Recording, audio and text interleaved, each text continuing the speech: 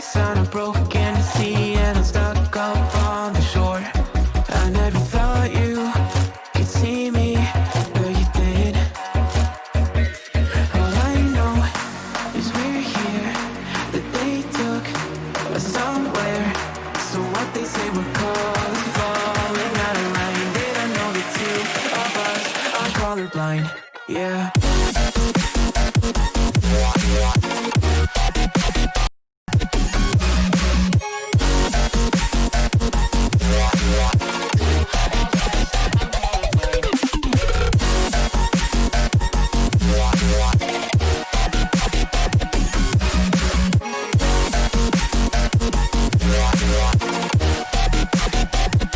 All I know is we're here, that they took us somewhere. So what they say we're calling, falling out of line. They don't know the two of us are colorblind. All I know is we're here, that they took us somewhere. So what they say we're calling, falling out of line. They don't know the two of us are colorblind. Yeah.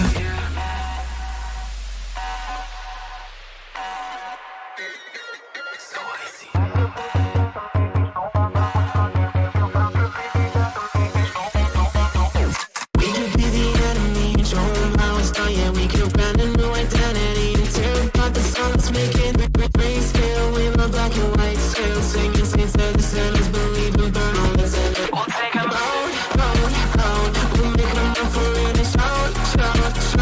Keep out the guns, I'll take the wheel. How we feel, we were made for this. Keep your mountains still and make it real, make it dangerous.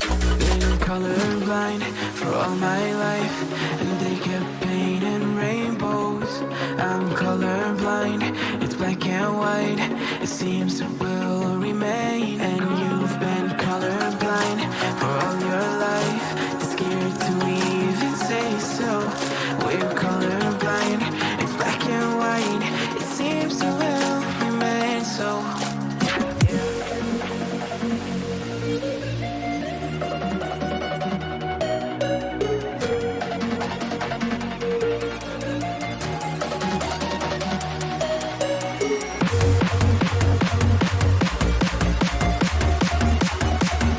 So what they say we're calling, falling out of line. They don't know the two of us are colorblind.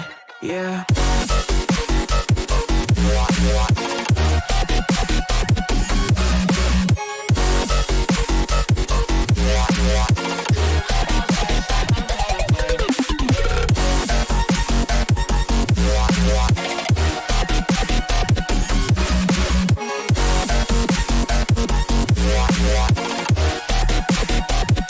All I know is we're here, that they took us somewhere.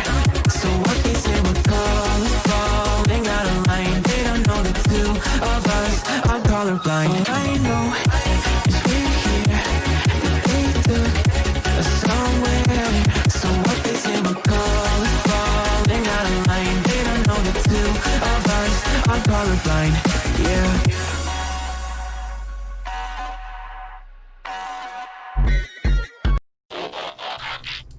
Hello. Hello. Hi, everybody. Hello, everyone. How are you? Okay, good. All the things are in the same position. Okay. I was like really scared that what do you call it? One of the camera borders with me off. Also, it looks Oh like no, I you're have good. two the same. Do we have new? Is that a new font for our names there, Trev? Yes. It's There was a sick. new everything. Ooh, I love it. new I love it. everything. I also love the fact that my O is an O. I like that. I respect that. Oh yeah. Like, yeah. don't let my dreams be dreams. Like it's perfect. It's original Toctopus, not Yeah. modified. Not Talkopus or Talk Opus. I get that one sometimes. I need to test it. I've never heard Talk Opus. I've Talk definitely Opus heard is that what one. Eris says. Oh. Is Talk Opus. It's weird. What's weird is that everybody skips the T. Like, they Oh, yeah. see the zero Taco and they Puss, Taco they Puss. skip the Yeah. T for some reason. I don't know why. Maybe it's that guy from the UPS where he's just like, I can't read this. Like, what does this say? And like, Yeah, literally. Yeah. Octopus, like, Can't okay. What is the? Yeah, that's Morgan got. That's amazing, Morgan, that you remember that because that's the exact quote. Is what is this? I can't read. Yeah. Sweet. So, how's everyone doing today? How was everybody's week? I'm sunburned. I heard. I'm sorry. Were you Yeah, I swimming wasn't today? gonna point it out, but like, So I was gonna go swimming anyways, because since the podcast was gonna be starting at like 9, I got up earlier today, and I was like, you know what? I'm gonna go out into the pool. And then as I was about to do that, my brother and his girlfriend came over, and I'm like, well, now I'm definitely going out into the pool because that's what they were here for.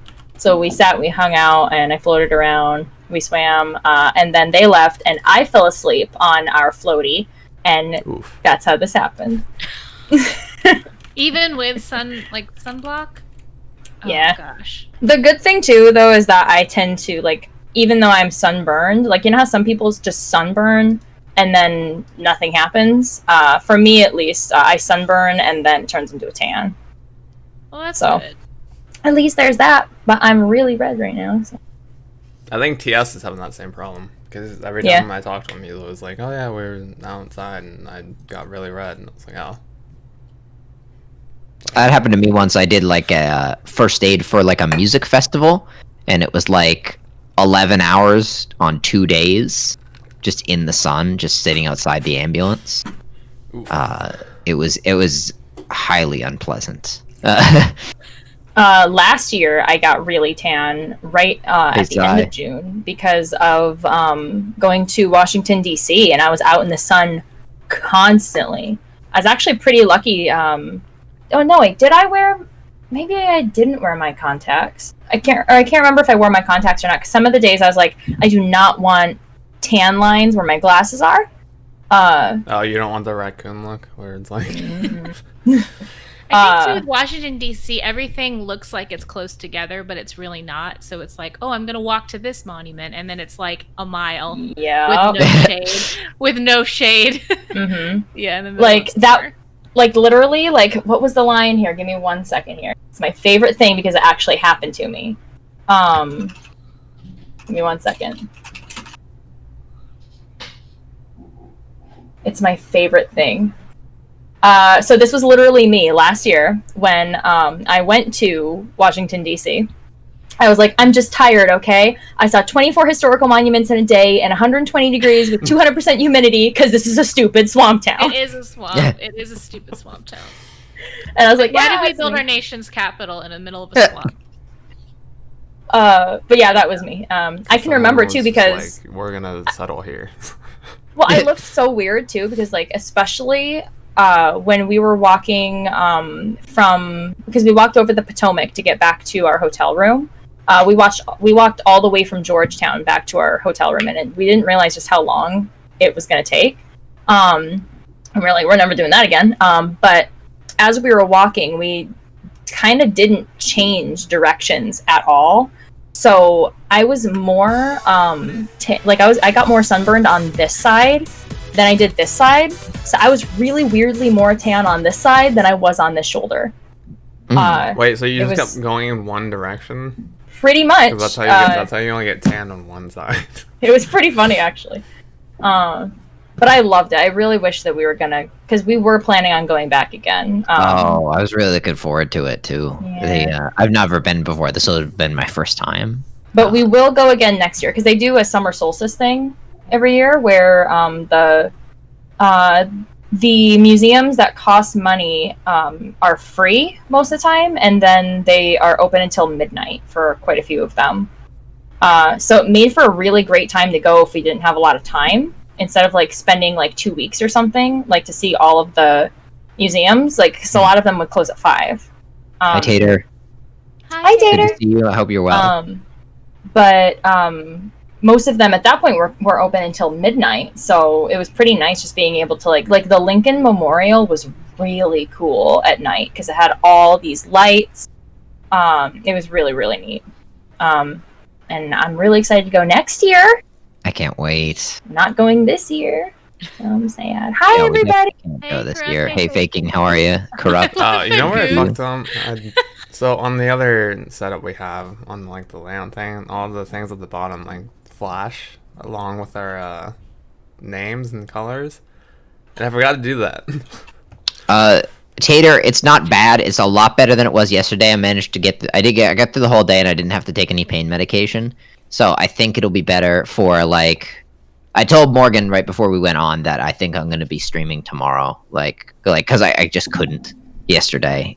I was like, I'm gonna move my hand. It's gonna hurt because like, if you've never had neck problems, if you move your hand, it hurts. No. Like if you move anything, it hurts your neck. That's why like I don't know Anything the in whole that, song like, with the region. whatever bone is connected to the whatever bone, but the neck bone's It's like connected your to all of them. collar, your I'm collarbone, sure. I think. Yeah. I think that's your collar. I'm pretty sure. Yeah. Yeah, the spine. Yeah. It's really bad. And it's not my first brush with neck problems actually, because I've had just like a host of like sort of back and neck problems over the years. I think once you like, because I have scoliosis. I think once you have scoliosis, you just get everything. Like you just like if your back can hurt, it hurts. This is another reason why we need to get you a gaming chair. Yes. Instead of Yeah, those although crappy, this like, one I will say is dinner miles chairs. better than the one I have back in London, which is a dining room, dining an room IKEA chair. dining room chair. Yeah, that thing you want to know what makes streams short? Bad chairs. That chair. Yeah. I was gonna Like say that chair back in yo, London, That's probably like the reason you only go on for like a couple. Literally, hours. I don't think I ever streamed longer than 4 or 5 hours before Tater got me this. Like, It- it's just not. It's You not mean in the possible. piano bench? Yeah, I don't People know. don't- I don't know yeah, I how don't you know. sat in the piano bench. People don't I realize used to it, but sit Indian style, cross-legged at the piano bench. my first week back, like back to my nice office chair here, like back from London, I set my record stream of 7.5 hours, and I wouldn't have. And like before when I was in London, honestly, like 2.5 hours felt like, oh boy, I need to go like lie down and like recuperate from this. I now can literally sit here for like 10 hours and not even like. Yeah, I've like almost even fallen know. asleep in this chair. Like when I Yeah. first got I've it, take- and I I've was like, taken a yo, nap in I this was chair. like, this is. which I actually meant to ask you, Trev. What one do you have? I have the GT Omega one. Okay, because I've always thought you were like. This is gonna sound like ridiculous, but like, based on camera alone, I've always thought Trev's chair looked really soft. You know Oh what yeah, I mean? so Like mine it is looks comfortable. Most chair like DX racers are known for like their like leathery ones. I got the one that was I guess like cloth material. It's not Like it's not the leather. fabric, Yeah, yeah. fabric. Because I hate leather. Because I live in Me too. Southern California. I do not need to sit in a leather chair in the middle of the summer.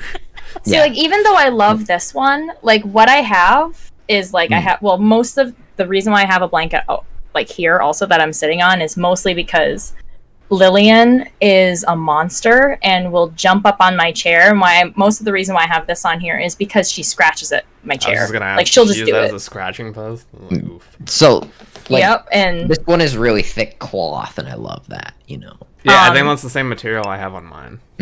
And that's the thing, because even though I love this chair, like, if I could ever get another one, I would probably want one with maybe the cloth instead. Not just because of Lillian, but because I tend to sit kind of funny in my chairs also. So especially during the summer with, like, leather and stuff, like when I'm wearing shorts or a dress, Mhm. yeah, it definitely doesn't feel nice.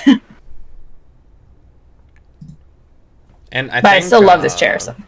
I think the Also, high ghost face. the non-leather ones are like cheaper than the leather ones, obviously. I'd like one with like a little stool too, because the thing with me is that I have very fidgety legs. I have like really restless legs, especially when I'm a little bit tired. Which is why I tend to keep my legs up or why I fidget around. So I'd love to have one of those ones with like a little stool thing on it that comes out. I think my brother has one. Like a leg. What do you call it? Yeah, or like a little Like a recliner one. thing? Yeah. Because I know they have those ones too. Like support. Yeah, I'll look into it someday. Because I'm fine right now. It's just I just tend to do that because my legs get so fidgety. If I got one with leg support, I would definitely fall asleep in this chair. Oh, I Yeah. would too. You can Lean go back. pretty far back with like these chairs. I haven't It's yet, ridiculous. Tater. Yeah, I think we've like narrowed it down to like a couple of small choices though, so we're definitely going to be like picking out one soon. I'd say. Also, Hey, hi, real cool cool guy. How guy. are you? Thank you for so the much bits. for the We really bits. appreciate it. Oh yeah, the other emotes are live, guys. So you yay! you have the updated avatar emote and then the healing emote. I love the healing emote. Hell yeah. Hell yeah. I'm gonna be using that literally everywhere. And the story behind the healing one is because like we've been playing Overwatch a lot recently, and like every time whoever's healer is always stressing out because they always see I'm critical. Yeah, and I like that it's red. yeah, trying to get so you got to negotiate with your teammates. Like, okay, like you're not gonna come back to me. Maybe you'll go over there, and I'll go over there, and I'll heal you over there. Like you negotiate like a third location that you can meet up. Lately, playing as Brig, especially, it's like at least can you come? Can you at least come to a doorway so I can see you, so I can shoot my little pack at you, please? No, yeah. All I know is forward, and if I die, I die. Also, hi Tony, how are you? Hey, And Beast. Beast, Hi, Tony. good to see you. It's all about It's family. all about family. Yeah. Yeah, exactly. Oh yeah, and I think we said before, but Hi, we Beast. we watched like the first 5 Fast and the Furious movies together. We absolutely need to continue that, by the way. Yeah, we do. No. I- Why did we We've really fallen off on our pattern on that. It did work. It did work. I was surprised it worked as long as it did.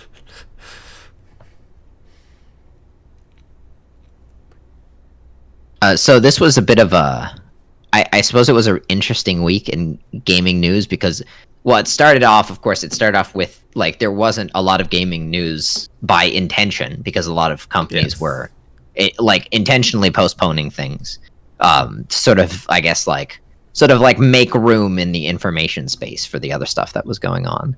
Not just in America but around the world. So, like important like stuff can be discussed and exactly, and that it makes some sense because there is there's only like when you're scrolling through your Twitter feed you only do go down so far, right? Like it can get sometimes plugged up with information, especially if there's a lot of gaming announcements. So I think they wanted to make sure that didn't happen.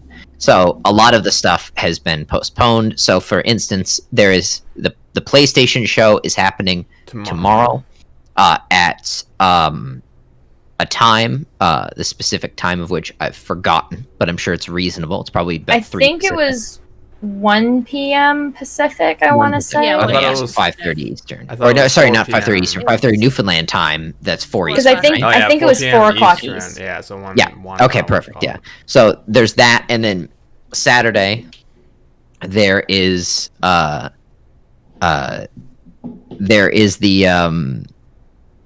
that they did, Tony. That they did. And I think that a lot of people would agree with Tater on that, actually. What is the Coast? I don't know what that is. Are you familiar with Magic the Gathering? Oh, okay. And there's a pretty damning Google Doc out there actually about that particular issue. And there'll be the PC gaming show on Saturday, which is at 2 Pacific, I think. Morgan? Wait, PC gaming show. What is? I've never heard. Was of it 2 Pacific or was it 2 o'clock East? 1 second. It might be 2 o'clock East, actually. Yeah, I think you're right, Morgan. I think you're right.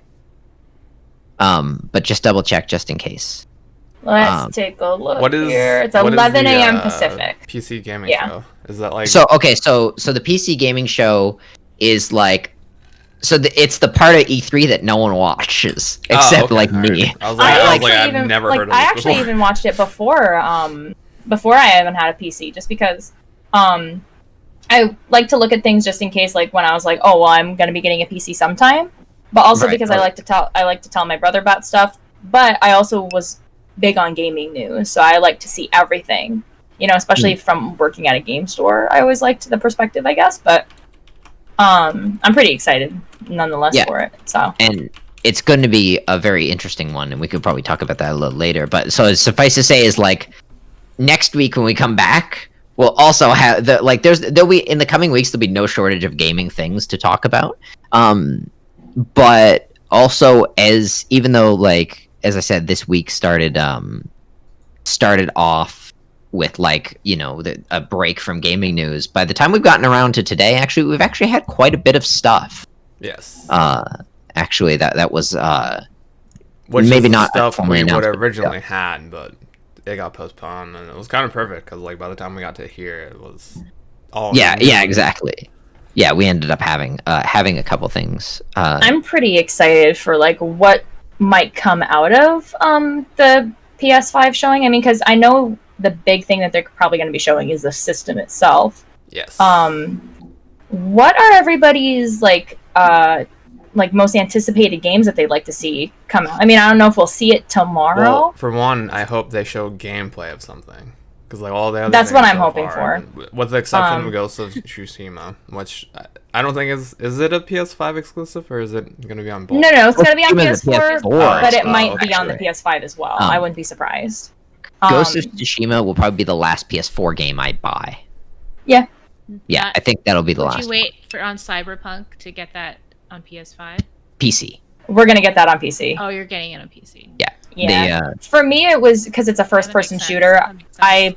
I'm going to get first-person shooters on PC. I like them better. Not to mention, I mean, by then I would hope that they have like a bigger hold on like what's it called? I'm losing it for a second.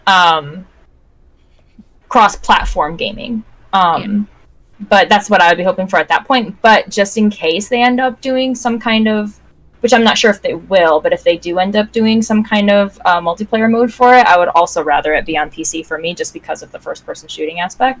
So, oh, go ahead. I was just saying though, because the things that probably the biggest thing that I'm looking forward to, I'm hoping that they're gonna do Persona 6 on PS5 pretty quickly, because I just think that they're not done with Persona 5, because it did so well, and that's actually another thing also that I can talk about in a little while, because I think it got actually fully announced. I'm not sure about Persona 3 FES, but Persona 4 Golden, which was originally just on PlayStation Vita, is actually coming to the PC. It's coming to Steam, which is huge. So I think that Atlas would be super smart and keeping up with the Persona games. Got to make a P5 fighting game. Why not? So- You mean Persona. Scramble? Because that's supposed to come out soon. No, there's that's Persona that's more 4. like a Dynasty Warrior game. So Persona 4 Arena Ultimax is like one of the coolest underrated fighting games that I never really got to play, but I watched. Wait, was there actually a Persona fighting game? No, yeah, it was not only was There was, there yeah. like a Persona 4 fighting game, it was like a legit fighting game that fighting game players actually embraced, which is And from what I heard, that was actually really kind of a good game. Actually, they've had I other wanna- Persona characters in different fighting games too. Was it Blaze Blue? Did Blaze you Blue just Cross-Type Battle, yeah, it use has, Personas to fight, or well, like would you like the there is protagonists and personas, people? yeah, you can use personas in it, but the thing is, with Blaze Blue, it was the characters from Persona 4 Arena Ultimax that were in that explicitly. Like, it wasn't like a Persona crossover as much as it was a crossover with that game specifically. Also, can I highlight something Tater said, because it was literally what I was about to say when Melly asked me about Cyberpunk. The big thing for me with getting it on PC is that if you buy it on GOG, like the people at CD Projekt actually get 100% of the proceeds because it's their store. And to me, that's like a big selling point, right? So no one else is taking a cut then except them.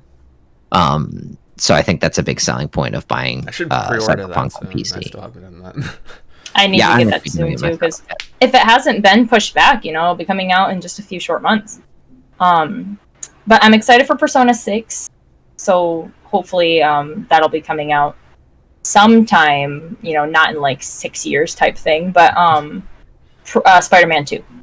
Yes. That's Ooh. actually what I want to see tomorrow, is Spider-Man 2. That's what I want to see. Well, I don't know if it'll be that soon, because I don't know either, Spider-Man but I'm was hoping. pretty late into the PS4 cycle. hmm So I don't know if they'll immediately go and do the I next doubt one we'll or see. whatever it's We called. won't see gameplay. It'll probably just be like. It'll be like a trailer. Yeah, because if if it's not gameplay, I'm completely okay with that. I just want to see them talk about it, be like, Spider-Man 2 PS5. We just want to see the hype. It'll be the equivalent of the Elder Scrolls 6, where it just pans. Even if it's that, I don't care. Honestly, you know? yeah. The Melly, what's your most excited PS5 game? I mean, Morgan already mentioned Spider-Man 2. I'm obviously like really excited about whatever they would show of that. I'm gonna go dark horse for me and say actually Horizon Zero Dawn 2. I think. Ooh. Disgusting. Well, ironically enough, the only games I've ever platted are Spider-Man and Horizon Zero Dawn. I'm not a plat chaser. That's like not my thing, but those are like the two games I've actually platted. I loved Horizon Zero Dawn. I thought it was an incredible game. And yeah, I'd be really interested. I know there's obviously been a lot of like rumors about them developing a sequel to that. Yeah, so I'd be really curious to see what they have going for that. No, go ahead, Morgan. I was just gonna say because not to mention oh shoot, I think I lost it. Whatever Final Fantasy 16 is gonna be, I'm sure that'll be on PS5. Oh, definitely. I don't know when it'll come out, but I know that'll be on PS5. This rate with Final Fantasy 7, not anytime soon. Nope. So, my thing about Horizon Zero Dawn is, so I've not played Horizon Zero Dawn. I'm told it's quite good. One person tells me it's quite bad. It's not much of a guessing game to figure out who that is. Okay, you have two. You have two that tell you it's quite good. Oh, way more that tell me it's quite good. Way more, like both my opinion Melly, Morgan, Tiff, my buddy Aaron. It's like one of his favorite games. And so I'm told it's quite good and all what that. If it's a situation where people tell you it's good and you think it's gonna be good, and then it happens like when you tell me to play games and then like you just hate it. Oh right, yeah, and it's just like, oh god, what have I done? Yeah, for me, I really would like actually to see another Killzone game eventually. It wouldn't be like my most hyped thing for the PS5, not even close. But that's like, also from the same makers as Horizon Zero Dawn. That's what I'm getting at. Yeah, and I wish there was a way they could do both. Like, I don't think it's that big a studio though, but I think it would be a really good thing to have another Killzone at some point too. As much as maybe they've given up on Killzone, but I actually thought the last Killzone, I'm not sure if anybody here played. Was that the last one, but it was really good. Like kind of close to the launch on PS4. What was it? I think it was either Killzone Shadowfall was either a launch title or really close to launch. Also, hi Lyle, how are you? Yes, I agree. Killzone was actually like, I think it was written off as just like meh, just like okay shooter. Guerrilla something. It's Guerrilla Games, yeah, Guerrilla Games, yeah. But like they really gave it a go. They really gave it a go with Killzone, and I honestly think one of the problems is if you're doing a shooter on console, one of the biggest problems is that like you're playing into the console's weakest point. Like, to be honest, like especially now, like I think one of the reasons that action adventure games are so popular on the console, like if you think about games like Uncharted and The Last of Us and Horizon Zero Dawn, is that they're not just full-on shooters where you're just relying on accuracy. I feel like you picked a better action game, like DMCA and like stuff like that. No, I mean action adventure games, like not like proper character action games, but like action adventure games. I think they're popular because they play into the console's strengths and not into the console's weaknesses. Where I think Killzone, people are gonna pick it up and be like, God, I really hate aiming on a controller. Like, yeah, that's me. I just remembered, just because when I was like, oh, I have a statue of Horizon Zero Dawn right here. I also have a statue right here of God of War, which is probably going to be. Oh yeah, I thought that was gonna be Trevor's. I should finish that game. I thought that was gonna be Trevor's pick. Well, no. So, I also need to. So mine would be play more of that. The next God of War, and then supposedly there's a not remaster, but like what is it? Remake, where like they build it from the ground up with like all the core functions and stuff. It's whatever they did with Resident Evil. Hi, Eric. Hi, Eric. Yeah, there's gonna be a Eric's in remake with the caps as usual. of Demon Souls, and that's one I missed because I wasn't in those type of games on PS3. Is there any talk of a Bloodborne 2, or is that? That's another one I'd want. Actually. Well, supposedly the rumor is they're building from the ground up Demon Souls, and then they're gonna do a port of Bloodborne 2 PC / Sims theme park. PS5. I love that game. Right. I wish they bring back that to PC or GOG or something. I'd love that. See, Trev brings up an interesting point about Demon Souls, because I feel like a lot of people missed a lot of PS3 games, and I think if you're going to remake something like, because PS3 was pretty actually difficult to develop games for the PS3, and it's been really difficult to emulate games for the PS3 even because the PS3 architecture is so unusual. That's why there's not like a proper PS3 emulator right now. It's because like exactly, because they've struggled. Like they have like RPCS3 I think is the closest they've gotten, and even that struggles with a lot of games. And I think stupid cell processing. Yeah, you can say that again. And so I think games like Demon Souls and like other PS3 games really, like, people missed out on them. Plus that generation as well. Like, I feel like at least in my social circle, a lot of people in this generation bought PlayStations. And so like a lot of people I know played the PS4 exclusives, your Spider-Man's, God of War, Horizon Zero Dawns. Whereas I feel like a lot less people I know played Resistance 3 or some other PS3 exclusive, you know? Yeah. It's whatever was trending at the time, I think, was the more important, like, deciding factor for. Yeah, exactly. Yeah. So you mentioned, you mentioned Killzone earlier. Mhm. So Yeah. funny story. I tried to play Killzone, and this is back when I was like only on PS4. I played the story. I got about 10 minutes into it, and then could not figure out for the life of me what to do, so I gave up. Wait, hold on. Killzone is a linear shooter though. Well, no, there's like a story. So I got to the part where like you're supposed to do something with a drone, and like I didn't know what they wanted. Like I didn't know if it was like, it's very early. It's like 15 Oh minutes wait, hold on. Is it Killzone Shadowfall? Like it's the one on PS4, right? Yes, like the it's the, launch like, shadow. launch Oh yeah. title Okay, I know for- exactly what drone you're talking. I know exactly what you're talking. It's about. like I 15 think you minutes have into to the game. Oh, I know exactly what you're talking about. It's the touchpad. You need to use the touchpad. Oh, okay. I never used that. It's a I was, PS4 launch sitting there, I was title, so you like, have to bro, use the I was like, what touchpad. am I supposed to be doing? Yeah. The also hi Vove and hi Karen. How are you? Shadowrun game. Oh my god. People don't realize how good Shadowrun games are. Is Shadowrun a studio? Shadowrun is like it's a pen and paper role playing game, kind of like D&D. It's a blend of fantasy and science fiction, which I honestly thought when I heard that it was a blend of fantasy and science fiction, I thought it was going to be lame AF. Like I was like, I don't want to be like an elf hacker. Like that sounds stupid. But like, and then I played it and I was like, oh, it's awesome. Like the universe is actually really cool. And they've made some really good games.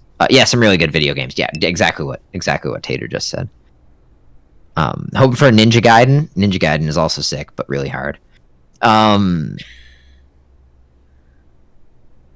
Should we make this Syndicate? What the fuck is Syndicate? Wait, do you mean the game Syndicate? Like the first person shooter game Syndicate? Oh, wait, I think I Oh, know there that was a on game PS3, called right? Syndicate. I know that remember. game. Battletoads port. Oh my god. I know that game. Yeah, the Syndicate was an interesting game. Define interesting. I thought the story was a little, I don't know.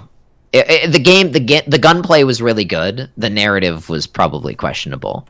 I just remember like seeing the bad guy for the first time and being like, this is the most stereotypical bad guy I've ever seen in a game. Like even the way he talks, like, like yeah, okay, that's a villain. I completely When you forgot brought up about this game, to be honest. I've heard so much about Mafia, but I don't know much about it. I've played like the first 20 minutes of the third one because it was free on PlayStation Plus like a year Oh yeah, ago. it was. Yeah. Mafia is like a classic. Like, well, Mafia's 1 and 2 are classic. Like, I played them on the PC. I don't know what other people played them on. And then Mafia 3 came out like kind of recently, and a lot of fans found it disappointing. And I think they just re-released recently remasters of Mafia 1 and 2. I heard something. My friends were on about some remaster of some Mafia I game. think that's why it came up. It's been like in the news or something. I think I heard about that. Yeah. They're Rockstar I'm not sure if games, the remasters are good, but those games are. I mean, they're cool if you like them. Like Vove is here, and I know Vove is a huge fan. I know you can't fast travel. I know that was a big gripe of like I can't remember which one. I think it was like 3 or something. You can't fast travel or something. There's like a stupid mechanic where you. It was, yeah. That's where I got a beast. I actually have a question for everyone too, because I just kind of thought of it. I mean, this might just be the same list of games, I guess, but like, don't think about like games that you definitely think will be on PS5. Like for me, like I'm positive at one point we're gonna get Spider-Man 2. But what is a game that you'd like to see on PlayStation 5 that is more like just a wish that you're not sure if it would happen or not? Uncharted. Oh my God, Melly, that was my answer. It was my answer anything? my answer was Uncharted. Yep. Yeah, I don't think that's gonna happen. But I don't think it will either. yeah, I would love if there was Spyro. That'd be They really did cool, the like a brand new reignited Spyro trilogy. game. That was kind of. All of these answers are good. I've seen Siphon Yakuza? Filter, Ultima, and Spyro, and Yakuza. You know what Those I are want? those are 4 great answers. Mm-hmm. What I want Far Away back. Ooh, another Batman Armored game. Core. I don't know if any of you played Armored Core. I know what that is. Yeah. I know what it is. Never played it. But those Working games at are a the game shit store on, helps with that. like, I played the one on PS2 and I played one on PS3. Too soon. But yeah, I can remember them even talking about with Uncharted: The Lost Legacy. They actually had to stop doing things with it because they said at one point with them working on Uncharted on The Last of Us Part 2. I mean, this was a few years ago now, but they actually said that they kind of had to stop doing what they were doing because if they kept going, it was going to turn into just a full-blown Uncharted 5. I remember reading that in an article. What would have been wrong with that? Because honestly, I think I enjoyed Lost Legacy more than Uncharted 3, Uncharted 1. See, for me, like, even, like, I go back and forth between, like, which is my favorite of, because, like, if you go from just 1 through 3, 2 is my favorite, but 4, like, did so much stuff, you know, that kind of, like, helped with things, like, it was longer, the chapters were longer, like, everything felt a lot better, you know, at least for me, but it was all of that in Lost Legacy, including, you know, like, the graphics were just so good, like, the storyline I thought was really interesting, but it was just so short, you know?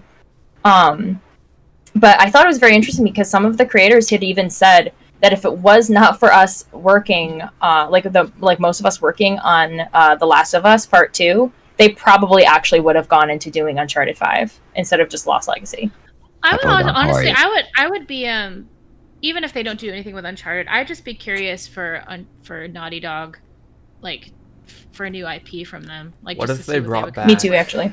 That's a good point. The Yeah. Jack and Daxter games. Jack and Daxter was actually one I was thinking of because I thought that was a really cool series. Well, the I last loved one I it. played from that was 3, which is PS2. I know they had like a couple of thereafter, but like I didn't play any of those. I am gonna agree, but also disagree with Tater. So I'm gonna agree with part of that, or I'm gonna amend what Tater's saying. I think is what I'm gonna say. So Tater says, sadly, because I don't think anyone could do it right, we'll never see it. But I would like to see an updated Knights of the Old Republic. I'll agree that few people could do it right. I think Obsidian could do a new. So Obsidian, those who don't know, they worked on KOTOR 2. I think Obsidian could do a KOTOR 3. I don't think they will because I think they're busy, but I think Obsidian could do it. Who's what's the Tater company that like? There's a company that Sony goes to that ports their like exclusives to PC. I know who you're talking about, and I can't remember the name of that company. I know the name. I just don't remember. Yeah, I feel like they'd be able to do it because they're yeah, but Obsidian wouldn't. I agree. Yeah. I agree 100%, Eric. And Obsidian is honestly will be busy. They have a new game coming out in a few months that I forgot was an Obsidian game. You know what I'm surprised no one brought up when we asked like games we wanted on, or like a wish for like PS5 or PS5. Another Dragon Age game. Well, isn't one like announced, or wasn't there one that was supposed to come out or something? I thought that there was rumors for it, Let me. but I'm not sure if it was if they were like if they had any standing really. I guess That's a really good. That's a really good pick that I didn't even think about. There was a trailer. But yeah, there hasn't been one of those in a while. The last one they did was what? Inquisition, right? Inquisition, and Yes. I think Tater has probably brought up what a lot of people will feel here, I think, which is that BioWare has gone so far off the rails at the moment Okay, that so I'm not sure if we'll see another one of Disclaimer. those. It's an Uncharted like Star Wars game, isn't that just Fallen Order? disclaimer: I've only ever played Inquisition. Oh, okay. No, but since then, BioWare has Trev, you played Anthem, Oh, Yeah. Okay. Yeah. like so. BioWare also did Mass Effect, including Mass Mass Effect Andromeda. So, and BioWare also did the original KOTOR. So BioWare for like a while was like a really good like hallmark of like action RPG. Like, so you had KOTOR and you had Mass Effect, It's 'cause particularly Mass they Effect 1. partnered with EA. That's why. It's gotten weird. And you can read, there's a really good bunch of articles you can read about the development of Anthem, including like how quickly they even came up with the name. The name Anthem was, they wanted a different name, but they couldn't get it. So, like, I think basically the publisher said, it's called Anthem now. And then the writers had to write a story around that, where they could actually use the term Anthem, which wasn't brought up in the game prior. They needed a reason to call it Anthem, so they had to write a story around that. It's a really scary Was development that in story. the article of like why it failed and like the 3 different like Yeah. ads were like? Yeah, exactly. It's like that article. You could read that article and be like, I never want to make games. Like it paints a really bleak picture of the game development and publisher relationship. By the way, can we? I know we didn't like talk about this in advance, but you brought up Anthem. The fact that EA is releasing a bunch of games on Steam. Did you guys hear about that? Yes. I did. Yeah. I did. Yeah, I think that's exciting. But Yeah, I was this is gonna not ask. like it's EA. Like, Like I I don't know, because you. I mean, is this? I guess it's not too surprising, given that if so much was hinging on Anthem and that just didn't work out. Like that was supposed to be like their tentpole game for Origin, and it just didn't work out that way. I will But give they them would- this. Anthem, the demo, the trailer, originally at E3, the first time we saw it, looked cool. But I thought it was like, oh, this is reskin of Destiny. See, I thought it looked really cool too, and like I was considering maybe getting into it just because at that time I thought it looked kind of interesting. But sometimes you hear EA and you're just like, you get like a shiver and you're like, Yeah, like, I'll wait on You this. start twitching. yeah, You're like, flashbacks, like, oh, not again. oh god, oh god. Yeah, I think Anthem originally, I think it looked cool. I think Anthem hinged on a couple things that just didn't pan out, and I think honestly, like the moment, like say what you will about why Anthem failed, there's a lot of business reasons for why it failed and a lot of marketing reasons for why it failed. But the truth is, the moment it's literally exactly what Ray said. I was just about to say it, and Ray That's rolled being in and said it. generous, right? The moment-to-moment gameplay of Anthem really didn't hit home for me, and I think a lot of people felt that way. That's actually a So- good point too, Eric. I agree with both Eric and Tater, I think, actually, even though they're saying kind of different things. Like, Tater described BioWare as a victim of EA, and Eric described BioWare as a victim of BioWare. I think it's a little bit of both. Yeah, I was gonna say the same thing. Well, Um, Eric said that's I- like their studio management, so that could have been part of the reason for what you call it. I did actually want to go back and say I did want to address one of the questions that Beast actually had, because I actually find it interesting to think about. Which he said, my question is, what will PS5 have with PS Plus since they won't have old stuff to give for free? Which I actually kind of find an interesting question, because Unfortunately, depending on how much they want to keep PlayStation Plus in terms of pricing, because like the way that I look at like Nintendo Switch Online, like yeah, you definitely get like some of the other free little perks.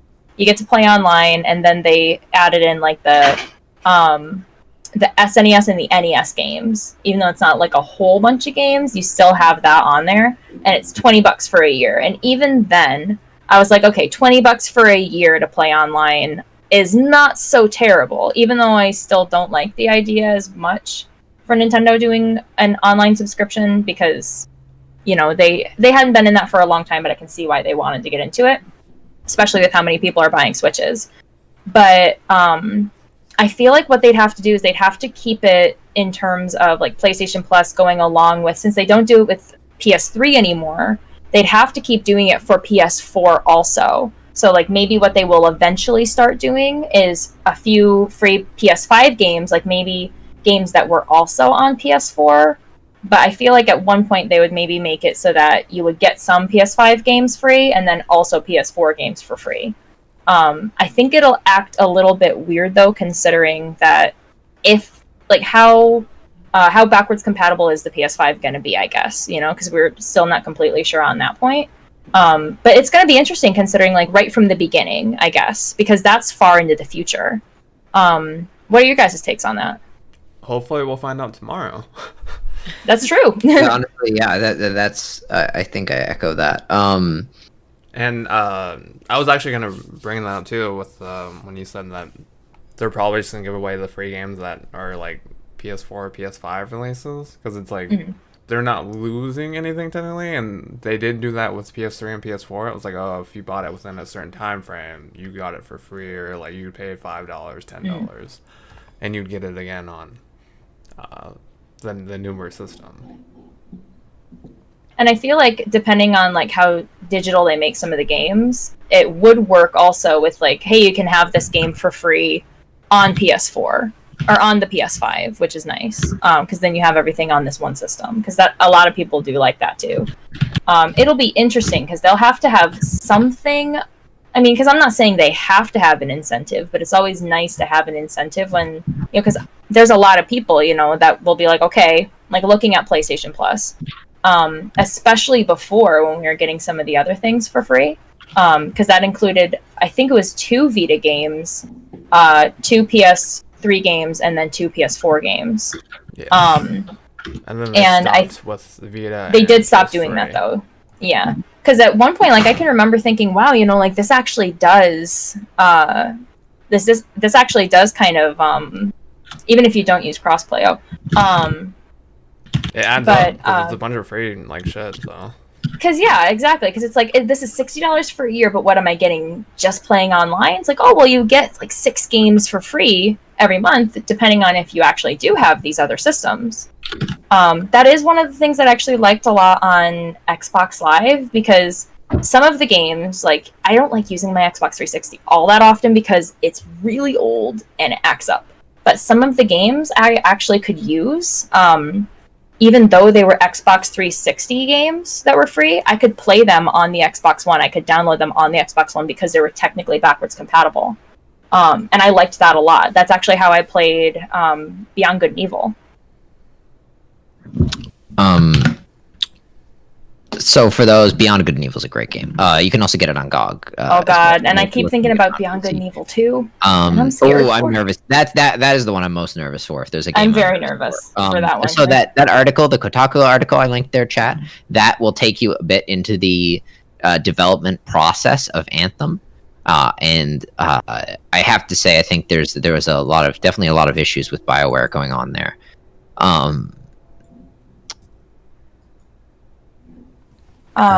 Just catching up with chat. But yeah, because I think that at one point they're gonna have to add some kind of incentive if they're still gonna make it $60. Or they're gonna have to drop the price back down. Exactly, because for right now, if it's $60 and it's just online play with nothing else, I'm sure a lot of people are gonna look at that as not being worth it, considering that they still have to pay $60 for games, and then depending on how much the price is gonna be, which could be $400, $500, $600, how much, you know, we don't know yet. We'll see hopefully tomorrow. Well, I'm good because I accidentally bought 2 years, and so I'm good through I think July of 2021. So Wait, I usually get it at Trev's not even the only one I've heard say that. Like I've heard other people accidentally buying more PS Plus than they needed. So apparently that's a common one. yeah, Eric. We are Eric, yes. Well, because I bought one, I think it like automatically renewed or some shit, and then I bought another year because it was on sale, and I was like, oh wait, and like, why do I have 2 charges? I usually get it every Black Friday because usually, okay, so this is actually one of my Versus favorite 5 things that ever years, happened to me. Jesus. Tater, yikes. Tater, you have Tater's the good record. till PS7. Like, One of my favorite things that I ever figured out was because I still get it at Black Friday time every year because it always goes on sale. I think this time I did get it for $15 off, I want to say. One time though, and I thought this was hilarious. So they were doing this like Walmart.com thing, and it was like with Ellen DeGeneres or something. And so it was $39.99 on, guys, 1 second. that's a weird like mascot for like that sale. Like, I don't really know what it was. That's not mascot, No, Trev. like, She's a spokesperson. Promoter. Ellen I DeGeneres don't is know. not I a didn't know the mascot. term. You guys got what I was saying. So it was interesting. So on Walmart.com, they were doing it for $39.99, and I was like, "That's super cool." Well, they were also doing a thing where your first, and it was with Ellen DeGeneres for some weird reason. It was your first online order that you make, you get a $10 off voucher to use on the order. So it wasn't last year, but the year before, I got PlayStation Plus for half off, and I felt very happy about it. It was like my crowning achievement of that year somehow. I wish it was I got still PlayStation $50 Plus for a $30. year. I wish it wasn't 60. I wish it wasn't the full price of a game for a whole year. Yeah, seriously. And that's the thing that I have an issue with, especially after they stopped with the PlayStation 3 games for free. I really actually was expecting them to do more, maybe add in another game for PS4, but they never did. So I was honestly a little bit disappointed That's what in that. a lot of people thought were gonna happen. Like, I really thought that's what they were gonna do. They're taking away 4 games for us. They better add another PS3 or PS4 one. But yeah, that would be nice. I will give them. They need to make something like Game Pass Ultimate. I actually. No, go ahead, Trev. Sorry. It isn't entirely their fault because it has to do with the devs and like allowing their game to be free for that month. Yeah. And not a lot of devs are willing to do that. That's why you get a lot of like indie games and shit for free on Plus. So there are some, even though I don't play my Xbox often, there are a lot of things that Xbox does that does make me very happy actually for gamers, because like the Xbox Game Pass, now that they've also ported that for PC, is real cool. I think that's really awesome. They still have Xbox 360 games that are free. The way that they did backwards compatibility, I thought was really cool.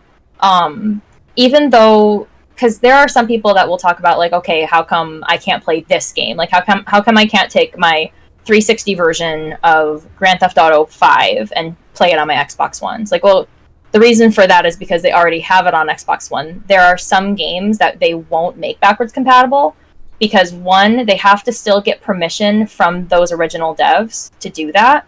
And two, the reason why they might also not do that is because they might be remaking the game to sell on Xbox One to make more money. Because at that point, like if you have like Modern Warfare 2 actually is what I was going to say, because quite a few of the Call of Duty games, a few of them now are backwards compatible for the Xbox One. And so that makes a lot of people super happy because they're like, okay, I can play this game with my friends on Xbox One and I just have the game. I can just put the disc in. Like when Fable was backwards compatible, I actually played it for a long time. Fable 2, I should say.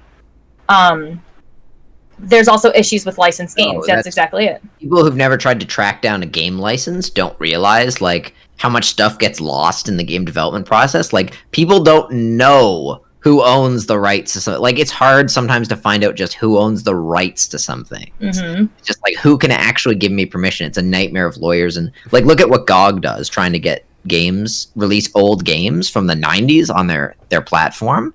It's like you got to track down 10 different companies, and the CEOs all hate each other, and it's really bad. But yeah, the big thing with me is that the reason why I don't play my Xbox too often is because when it does come to Xbox exclusives, they're just not games that I'm into. But I do like the way that Xbox runs, I guess, most of the time, because you know, like what they do with, like I said, backwards compatibility, Xbox Game Pass, even though they started taking some of the games off of there, which I can understand, but don't like at the same time. But the other thing too, actually, now that I think about it, one of the things that I really liked also was the controller that they made for people with disabilities, for them to be able to play games as well. Like, it was this big controller that they made that was, you had a whole bunch of different pieces that you could click into it, and I thought that was really neat. I thought that was a really cool thing that they did. I do remember. So let's not forget about the amazing promo that Game Pass had, where if you buy a double chalupa box from Taco Bell, you get 2 free. Yep, That's there's a that. risk in itself. I'm sorry. Canadian, what's a chalupa? Oh my goodness. Okay, a chalupa is like basically, I guess like a taco, but they fry the shell, so it's like a fried shell taco. Oh, Kind of okay, like a yeah. chimichanga. Kind of like a chimichanga, except instead of like a This man burrito hasn't type lived. situation, it's a taco. Yeah, we don't have chimichangas either. fake. Eric is right. Eric my is God. right. It's fake Mexican. I just like bringing that up about the Game Pass. Like, Next time you're in America, I'll take you to Taco Bell. Hell yeah, that sounds like a good time. They do that quite Travis often. so actually. angry right There's, now. There's smoke coming out of his ears. it's puffier and more airy. Yeah.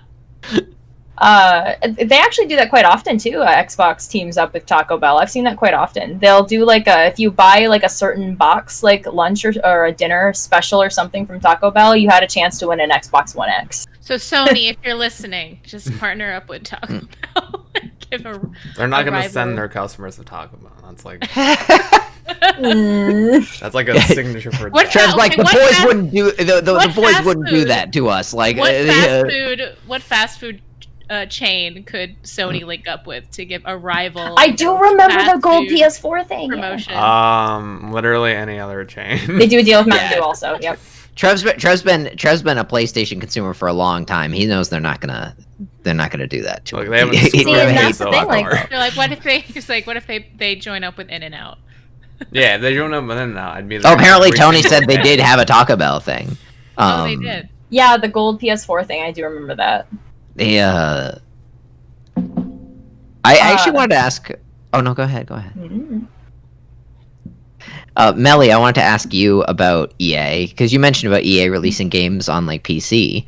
I could be wrong, Melly, and please correct me if I am wrong, but I don't think you've played like Mass Effect and stuff like that. Would you? And now that it's on Steam, would you be interested in playing Mass Effect games? It's interesting. The reason I brought it up wasn't specifically because I'm interested in like many EA games. I think the reason I brought it up was just because I was curious if there's any chance that it would be the first step into more of an integration. You know, we've talked about this before. Like, this is why you're such a huge fan of GOG Galaxy. Of having, you know, instead of having all these separate launchers. Yeah. If you know, if this is like the first step or something of No, we need having 1,000 one more massive launchers. storefront, you know, for all of these games instead of I constantly do like having that. to have I like that too. launchers. And I know that Origin Access apparently is like a half decent like service as far as like membership to games. Wait, Origin has one now. They I do. don't They've had think. one for a while. Oh yeah, a good while. You can get the basic package, or you can get the like pimps only package, like the turbo one. And that's how I think that's actually how me and Tater played Dead Space 3. I think we got like Yeah, it came that with is. the basic Origin package or something, and then we Mhm. canceled that shit immediately. Right after. But like, I almost feel like you could like, could Steam work something out where you could do that within their storefront or something like that, as opposed to having it be in its own separate line? Now I got to open Origin because I want a game I have on Origin access or something, or something like that. Guess it's like similar to paying for like a cable subscription. You know what I mean? Like you pay one price and then you get access to all your different channels. Like we were talking about that. Would even.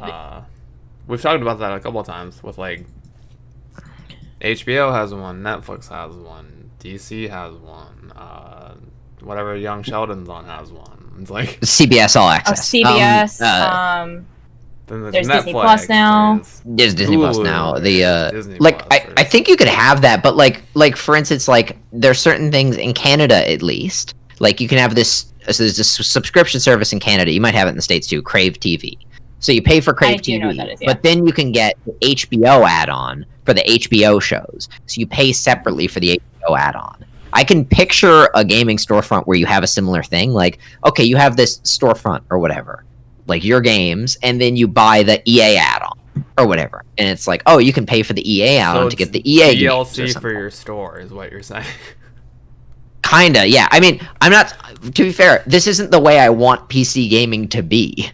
I just I think if we're gonna have subscription services, we might as well at least make them easy to add on to our existing services, I think as opposed to having them in like different launch. subscriptions aren't going away. Like this is the future. Yeah. I kind of Quite agree. honest, yeah. Unfortunately. Yeah, and it's interesting. There's been like a pendulum swing, right? That used to be like you just go to one store and get, different games. But now with all the launchers, it's kind of like, and even with movies and TV, as you brought up, like everybody's got their own subscription service now. But like, I feel like we're gonna get to a point where everything's gonna pendulum swing back to give people to just make everything streamlined, to make it convenient, to make it cleaner.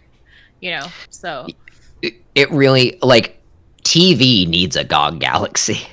Yes. To be honest, TV really needs a GOG Galaxy. Like there needs to be a Netflix HBO thing. Amazon Fire Stick or whatever, where you can have everything at once and then just launch it. Yeah. I've used it's kind of like that actually. Except I would rather have it have the app part of it obscured. So if you have a Fire Stick, you pick out Netflix or CBS All Access from a menu. I'd rather just a list of TV shows, and I'd rather it handle the launcher business under the hood, so I can just search for a show, and I don't have to worry about whether that show is on CBS or Netflix. Doesn't Google have one too? I think. Right? They have something similar to the Fire Stick. They probably do, but I haven't used one. I've used a Fire Stick, but I've not used the Google equivalent. Google always has a Google version of everything. Yeah. Isn't popular it is, I was gonna say it's Stadia, but it's not Stadia. That's their terrible game. Chromecast. Google's a funny thing, right? Because Google will try things, fail at them, and then just buy the person who did it right. Google Video is the best example of this, right? They had Google Video and it was dog shit, and they were like, okay, we would like to not have this product. Oh, YouTube. Okay, well, I'll take that instead. So, because also, hi Kirky, how are you? Because Melissa brought up this point where it was subscription stuff isn't going away. I know there wasn't a whole lot of subscription-based games this year. I know there's obvious ones WoW, there's Final Fantasy Online, there's ESO. Yeah. Well, ESO did away with their subscription base, but do you think we'll see an increase or upsurge in subscription-based gaming? Not necessarily just MMOs, but in normal games as well? I actually don't know where I stand on subscription-based games, because I can see both sides very well, because I think I more so stand though on I just want to buy the game and that be it, because I don't like the idea of having to pay a fee just to be able to keep playing this game, just to keep enjoying it. On the other side, though, I do understand why they do it, because it does, for a giant game like, say, Final Fantasy Online, it's got so many expansions and so much to it now that I understand why they do a subscription for it, because it does also help the company at that point. But at the same time, I just don't like the idea, because if they start with that, I would just be afraid that all the other games, like a bunch of other game studios will jump on that then. Like, oh, if this is online, you're going to have to pay our fee to be able to play this game. So then we're getting into that where you have one for COD and Final Fantasy and WoW and Overwatch and Siege, you know, Tarkov. Yeah. Like, I don't love the idea either. I understand, like, I don't love the idea of Overwatch's loot boxes either, but at least you can opt in or out. You know what I mean? Yeah, and it's still play the optional. It's game. not like you have to get on. I think, I don't know, subscription services are sort of a really, really tricky business. I think I understand the argument that it supports game development for years to come. Like all these season passes and microtransactions, they say, oh, we'll support the game for years to come. But sometimes they don't do that. yeah. Like, think about Dead or Alive 6, which stopped support like basically less than a year after the game came out, after charging $90 for 4 different season passes. $90 a piece. Like, and think about, like, you know, like it's, you, by choosing to do that, by paying into a subscription service and paying into a microtransaction, you're making a bet on the game. It's, in a way, you're making an investment. Like, okay, I'm supporting these developers because they're going to support this game for years to come.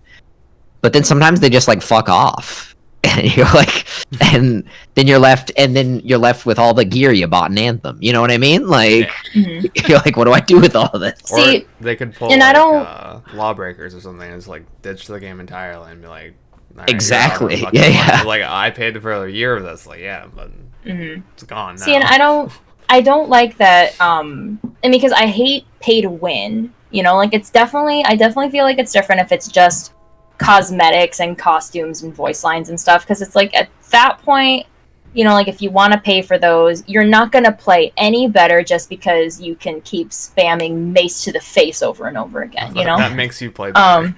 Skins make you play better. I don't care what anyone says. Jeff's and, like, going they're- at me. Yeah, and they're so fun to have, you know? But it, like, I just hate pay to win, because at that point you are literally just you are punishing the fans of your game that don't have enough money, like kids even, you know, like the young kids who can't even go out and get a job, you know, they have to maybe beg their parents to help them, like, can I please get this thing on this game, you know, so I can do better. Like, it's just punishing their fans at that point for the ones who cannot. So, wow, Eric. Who I love cannot. Eric's strong opinions. Yep. We love Eric. But I just don't think it's right that they would be punishing their fans that cannot pay to win, basically, you know, when then the other people who can, you know, like, they are just doing instantly better when the game first comes out, and then here's these other people that, you know, can only pay enough to get the game, and they have a hard time trying to get through because of that. The other thing that I also don't like too is when I understand, again, like the subscription thing, because it does help support the studio. But one of the things that I also am not really a huge fan of is being able to play, and then when you get to a certain point, that's when they're like, now you have to pay. Yeah. Yeah. I agree. Because it's like, I've been enjoying this game so much, and now again you're gonna punish me for not being able to pay your like $10 fee every month, because, you know, that's the only way that I'm gonna be able to play this, so I guess I'm done with this game, you know. And that honestly kind of you know, like, that kind of does take away a fan, to be quite honest, because like I said, if you still have those other things like cosmetics and stuff, then that way, you know, like, they can buy those things still if they really want to. But I don't know, like, I guess I do see both sides of it, but I'm more on the side of, I'm not a huge fan of them, because I would definitely get into Final Fantasy. I don't remember now if they actually stopped with Final Fantasy 14, because I've wanted to get into it. I always thought it was really cool. 14 is, as long as you buy the game, it's fun. Or is that ESO I'm thinking of? I know one of them stopped, and then ESO is I the think ESO stopped. ESO stopped. They had a monthly subscription first, and they decided then that was a 14 is terrible still going, idea. okay. So it's you buy it Oh, once, okay, Tony, thank you. and then you bought it, but you can also buy like a turbo membership if you want to have, I don't know what, like, I played ESO like a fair bit, like, well, like a number of hours, but I didn't get far enough to like know what you get with a super membership.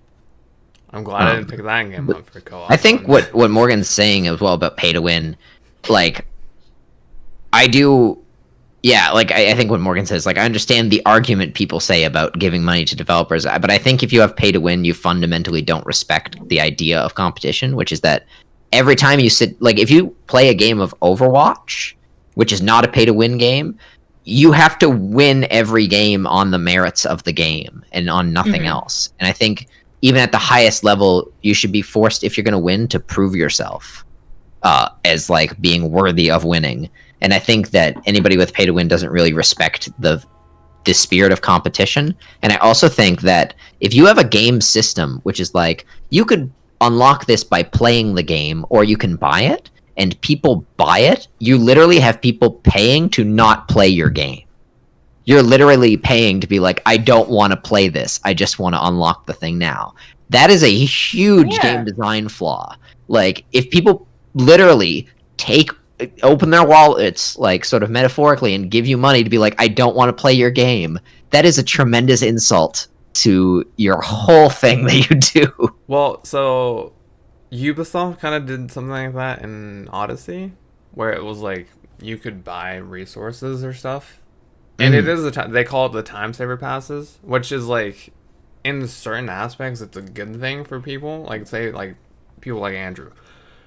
Andrew has like If he wanted to get these upgrades and stuff, he's like, if he wanted to go and like buy the time saver pass that gives him like 1,000 of every material just so he could progress and do this part, it's like that's not like too terrible. It's not like that's a good point. No, it's a good point. I didn't really think of that, but that's true. Yeah.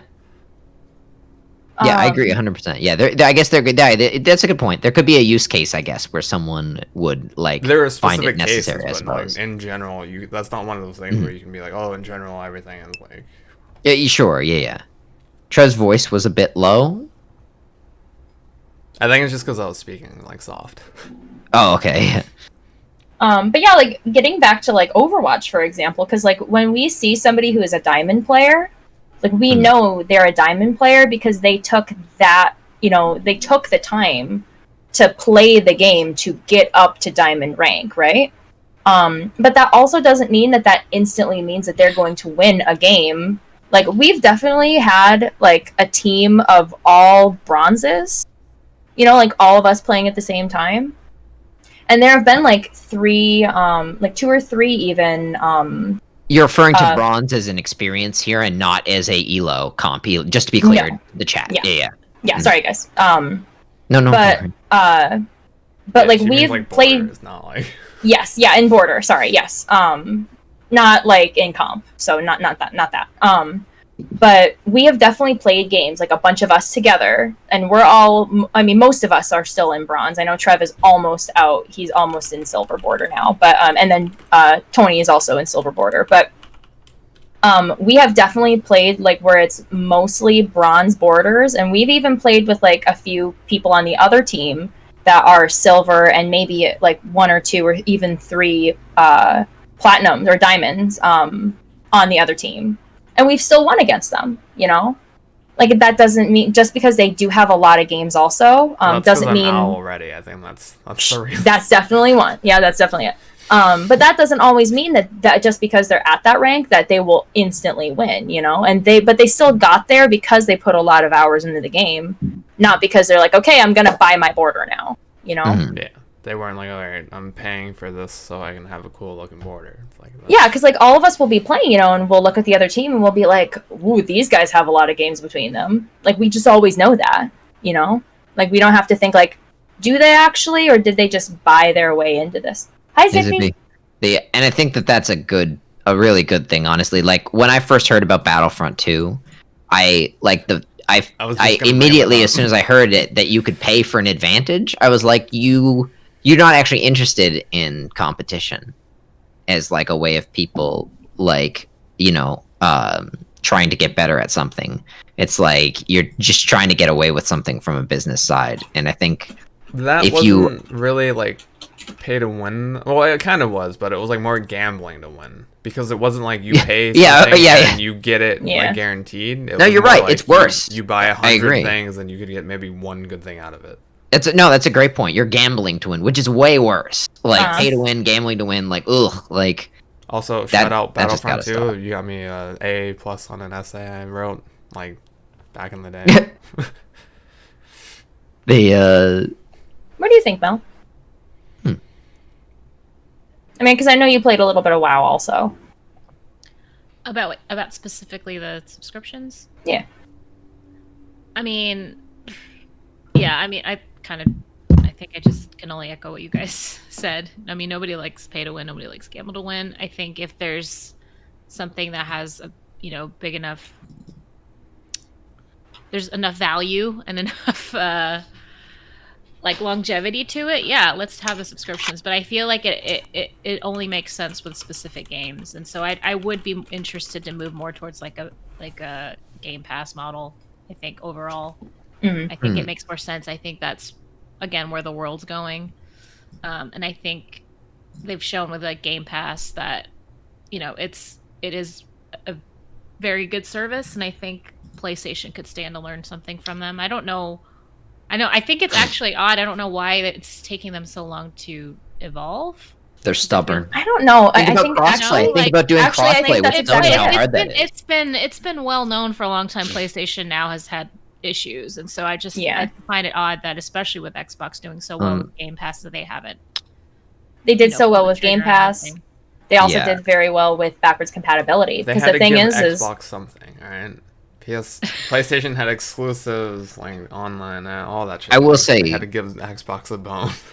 I really like the PS5 backwards compatibility. I think that's really good. Well, if it is going to be that way, yeah.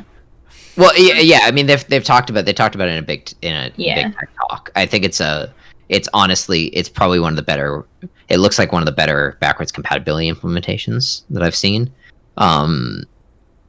I honestly think the best thing about Game Pass is that for those who just like totally don't know about Game Pass, you pay, it's a subscription service, so much a month, just like Netflix, and you get access to certain games. And like Netflix, they might not stick around forever, but Game Pass includes a buy option. So like on Netflix, if you're watching Buffy and they take Buffy off, tough shit. You can't watch Buffy anymore. But with Game Pass, if you're like playing Outer Worlds and you're like, I love this, I don't want to lose this if it gets taken off, you can hit the buy option. Why? Like that's I so think that's perfect. brilliant, and it's brilliant. That's like such a good idea. That helps the company, because you're. And what Eric said right there too. too. Consumer, yeah. Because Eric said that it also gives you a discount on the game, and that's a really good point. It's super genius. Like it makes. I understand that it doesn't work that way for television right now for licensing reasons. Like it's hard to like. You can't just be like, okay, I'll buy Buffy. But like you can, but not through like Netflix. But like I think the fact that they have it really shows up. Yeah, exactly. Amazon. I think that really like more streaming services need to look into adding a buy option, because like personally, like playing the Outer Worlds on Game Pass, I'm like, I like this, I know I'm going to be replaying it, I don't want it to just disappear. Like if they decide one day that they or like they just all of a sudden don't have access to it anymore, they need to take it off. I understand it's unlikely because Microsoft owns it, but like still it's like, okay, I might want to buy this. This is gonna date me, but that's kind of like Blockbuster back in the day when you'd rent like a game or a movie and then be like, own it for this much more on the receipt, and then it was like you just like not return it and then charge the account. Yeah, exactly. Yeah. Speaking of licenses, is this a good segue into talking about the DMCA issues? Yeah, actually. This is not. So for anyone who's been on Twitch recently or been on the internet and has access to Twitter, Twitch, whatever, you'll know that recently Twitch made some decisions that didn't make a lot of people happy. Okay, yeah, I'll sign up for that way of describing it. Or I'll add in that Twitch maybe got cornered into some decisions that didn't make people happy. Twitch is owned by Amazon. They have the money for this. It's a tricky business. The copyright law. Okay, so Melly, would you like to explain just sort of give us like the bread and butter of what's actually happening? Well, the news this week was that a lot of streamers, larger streamers, got emails this week that they'd received copyright strikes on their account, and if they didn't remove the content and got any more copyright strikes, that they would be perma-banned from Twitch. And these were not clips that were recent. I think most of them were from, semi-recent. They were like 2017 to 2019. So it's basically content that has been posted for years that were like, there were never any issues with it. But I think because of some outside party was basically calling in the copyright issues or copyright claims, that Twitch now had to hold these streamers responsible for having content on their channels that had copyright music, which I feel like a lot of people do have. So like a lot of the big issues were from specifically like Just Dance streamers who like have made their Twitch careers like doing Just Dance streams, and then all their content has that applied to like Twitch Sings as well? Because like that's the whole point. Twitch Sings is different. I don't think it has though. Yeah, right.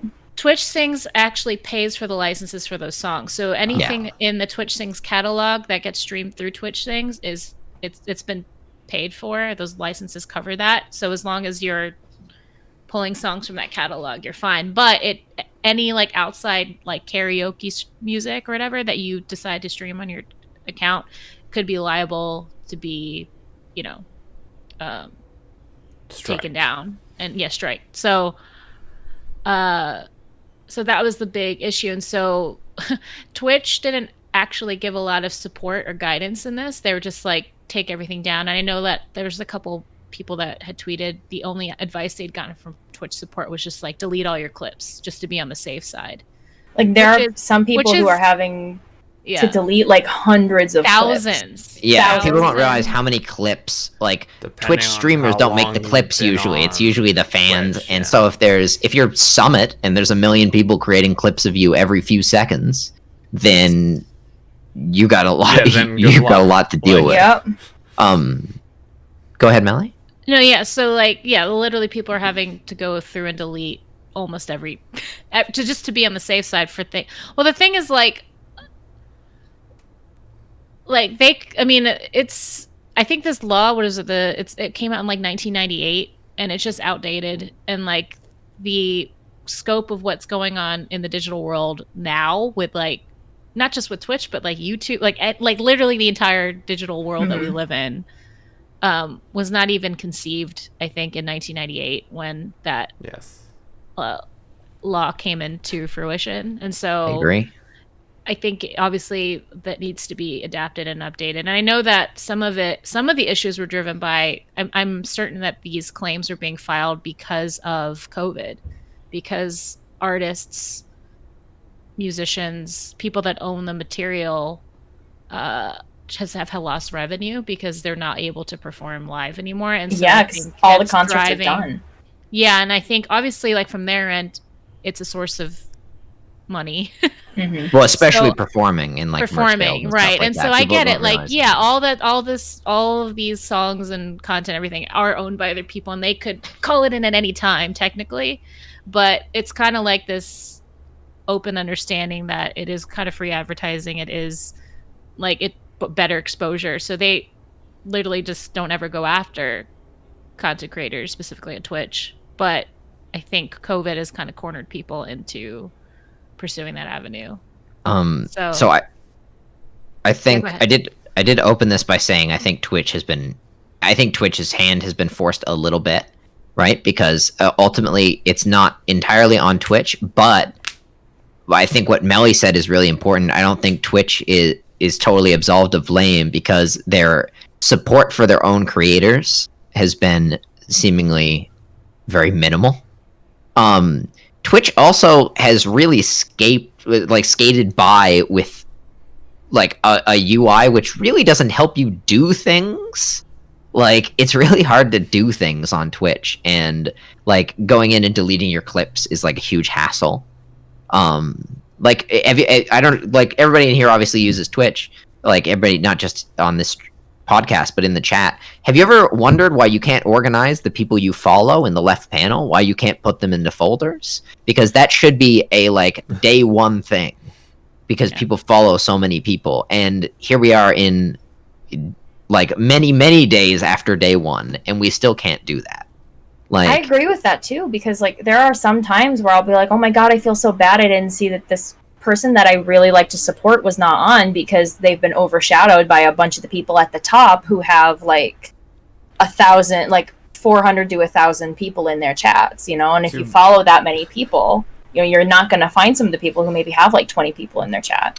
To be fair, they only just added the ability to sort it by viewer list. Like, they only just added, like, sort from lowest views to highest time to switch to views and, like, vice versa. And I think the tricky thing has been brought up is, like, even original soundtracks for, like, games. You know, like, literally everything we stream is subject to copyright claim technically, but, like, that's what this platform is built on, is, like, is creating content based on, you know, things that are copyrighted. But I don't know, I just... like they need to reform the law and have it actually match. Like, we wouldn't have YouTube, but we wouldn't have Twitch, you know, if we didn't stream things the way that we did. I don't want to like put Tiff on the spot because she's not here, but earlier she streamed, and like, I'm gonna be paraphrasing, I'm not gonna say exactly what she said, but evidently she said that if you got brought to a court for that reason, especially if it was like a clip like years ago or whatever, that would not hold up in a court of law. Oh, of course, but how many people want to go to a court of law? Like, that's also... Like, if it did get to that point, like, I don't think anyone has to worry about. Because it would either be I go to court and fight this, or I just delete the clip and not get banned, you know? And that's kind of unfortunate that they have to do that, you know, because like what Melly said, especially for the people that have made their Twitch careers on Just Dance. And Eric also made a really good point, because what about the games that do have licensed music in them, like Alan Wake? He said that there's a lot of licensed music in those games, you know? So it's difficult. It's a difficult thing. I'm actually not sure about... Oh, I'm sorry. I was just going to say, I also... I'm not sure about this one, because I'm not sure how I would answer it, so I think Melly would probably be better suited to answer since she does this so often. But Vladdy asks, what's going to happen to song requests? Is that affected by this? Yeah, I mean, technically... assume so, yeah. Yeah, and the thing is, like, Twitch does have software in place to help at least with the VODs. Like, I have muted sections on my VODs, like, when I've used copyrighted music, and that's never been an issue before. So I don't really know why they can't apply that same, like, I was thinking technology the same thing actually about that. And then I don't know, I guess it does get a little dicey, because then it's like, what do you mute in a game like Alan Wake? Like, are you just gonna, you know, mute the whole stream? I don't know. Like, maybe soon I don't know what the solution's supposed to be. If they're gonna have everyone play the game at music volume 0. So it just, I think that's a really tricky issue as well. Is like, what actually, I don't know what the fix is either. Like, Tony raises a good point, I think, which is like, you know, you might find yourself winding up do what TV and radio do. You know what I mean? Like, well, especially TV, right? But also radio can be really tricky as well, you know? You know, when I was on radio, I know we had certain limits for playing certain things. That, you know, we weren't like official song. Like, if you're like doing like let's say a talk show, right? You have certain limits for, like, you could play anything as long as it was like under a certain number of seconds, right? And past that second, it got into funny legal territory. Racing games as a soundtrack, all kinds of artists. So would Tony Hawk. Tony Hawk, for instance, Tony Hawk has made bands. Like, I truly believe for young people growing up, like for me and my friends growing up, like, we got into a lot of the punk bands that we liked because we played Tony Hawk games. Well, I can remember listening to Jimmy Eat World on one of those games, and I really liked the song The Middle. Like, that's where I first heard that song. Yeah, exactly. Sports games, too. Like, I know a lot of, like, I think, like, FIFA has, like, soundtracks in the background, too, that you can play. Because, like, Shakira did a song that was the cover for FIFA. It was, like, the FIFA song. Yeah. Oh, and not to mention, I just realized with some of the Tony Hawk games being remastered, like I know people are going to want to stream those, and I'm sure they're probably going to have licensed music in those too. I want to stream that. I want to stream Tony Hawk 2, the remake. Yeah, they. I don't know. I don't know how far they'll actually end up pushing on this. I feel like I'm not sure either. COVID, like it won't be as big of a deal. But that's the problem because we don't know how like far out we have to wait. Like I could at least see like maybe the kind of situation being like that, depending on like what song you're singing, for example, that or like what song you're playing, I guess. And this has nothing to do with like the actual gaming part of it because that would be kind of different, I suppose. Like what we just said about like licensed songs in games. Depending on like if you had a disclaimer that was like, you know, the song is not by me, like this is a song by so and so. Here's a link to their song, for example, like on like their YouTube, for example. I don't see that actually being YouTube something that would work. Actually.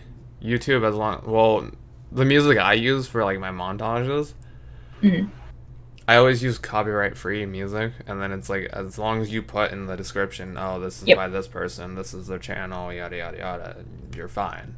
Yep. Yeah, it will. I don't see how they could come down on people for music in games if the games have the license to that music. Because all you're doing is sharing the games, you know. And as Walt says, like this whole idea, everything we do is we show the work of other artists, right? People who aren't us, right? Like all the games we play and stuff like that. Not to mention with games themselves. I mean, because it's not just about like not just about like the music in them, but like I'm sure now with Twitch and Mixer and YouTube, like I'm sure there are quite a few. I mean, I know that there are some companies that don't like the idea of their games being streamed, but I know for a fact that there are definitely a lot of companies that really like that their games are being streamed, because there have been a lot of people. I mean, I just said this about Persona 5. You know, when I was streaming Persona 5, I had quite a few people in my chat, Ray and Rory included, that both were like, I actually have been loving watching you play this so much that I want to buy this game for myself and play it.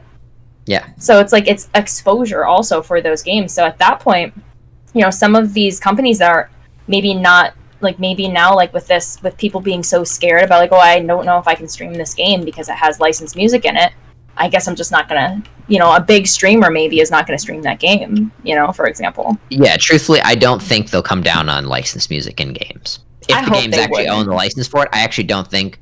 I think it's a concern, but I don't think it'll pan out like that. I really don't. Now, mind you, if you're sitting down playing, it wouldn't. But I absolutely, they'll come down on anybody sitting down playing music on their streams, or even I've told IRL streamers who are like maybe you're in a place and there's music playing, you know, like at the mall or something. Oh, that's a good point. So that part, like, not to sound like selfish about it, but I don't think like it will come for any of us, if that makes sense, because although we do stream and sometimes, you know, there's music in that stream. Well, here's the thing I just thought of.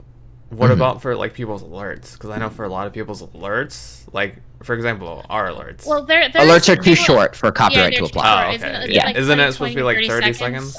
15 seconds, I believe, is used to be. I think back in radio, I think the rule that the producers got with 15 seconds. Yeah, as long as it's less than 15 seconds. It's 15 seconds. Okay, yeah. I didn't know how like severe they're gonna take it. It was gonna be like. Yeah, because I think at that point it would just be reaching way too hard. But yeah, again, like it has to be longer than a certain amount. Yeah, I agree with Walt. If it's ancillary to the game, then like if it's not from the game itself, then I think those people are going to be the people who are actually hit by this.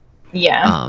Because otherwise, I mean, you know, you're kind of up shit's creek because Twitch has so many games with so much licensed music in it. I'm actually not quite sure if I understand the Just Dance thing. It's just because specifically Twitch doesn't have a license agreement with Just Dance, like they do a Twitch Things material. Because Vladdy actually asked another question about that too, because he said, but isn't Just Dance doesn't Just Dance have the licenses to those songs? But that's the thing that Twitch is not the one who has the licenses to Right. all of those songs. And I think that's the difference between Twitch Sings songs versus Yes. Just Dance songs. Right, but Just Dance, so I honestly think, like, what makes Just Dance really different from Tony Hawk? You know what I mean? Because, like, Tony Hawk has the licenses to all the songs they use, and for those who don't know Tony Hawk games, they just dead ass use songs. Like, there's music playing in the background at all time. It's a permanent underlying soundtrack to those games, and obviously the creators of Tony Hawk have the rights to the music. I feel like that should fly. I feel like that should fly, because otherwise, I think I can't think of a single game that doesn't have an IP issue otherwise. Like, it seems like every game is vulnerable to copyright at law. that then. point, Well, yeah, because it would be like Kingdom Hearts, for example. Like, I'm gonna get in trouble for streaming Kingdom Hearts 3 just because for some weird reason they decided to have the full-ass song for Let It Go in the middle of the game. Beast brought that up earlier. I was like, oof, rip Kingdom Hearts streamers. yeah, really. No, but if they're gonna like get down on people, or not get down, but like come after people who are streaming like the games, like you were saying, like Tony Hawk, or like Beast is saying Burnout Paradise, where it's like the songs are in the games.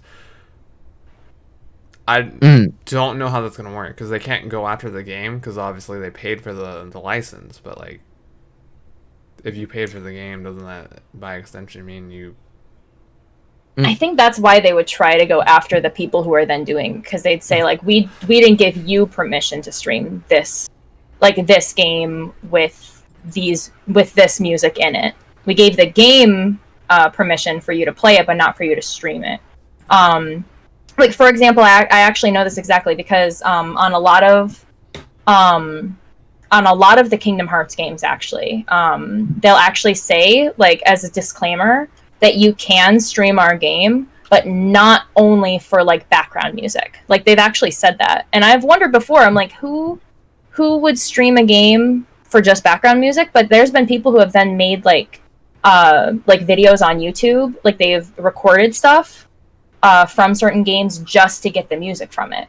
But that's actually a thing that I do remember seeing from some of the Kingdom Hearts games, that they'd have that disclaimer of, like, you can stream the game, but you cannot do it in order, like, to have background music, and that's it. So that's, like, one of the other things. Well, it depends on the wording of the actual, like, legal documents, unfortunately, aren't uniformly worded, and they do have, like, although there are standards, they will have probably specific cases of music you can and can't use, depending on what the actual agreement was, which is going to be a nightmare to navigate, and I honestly don't...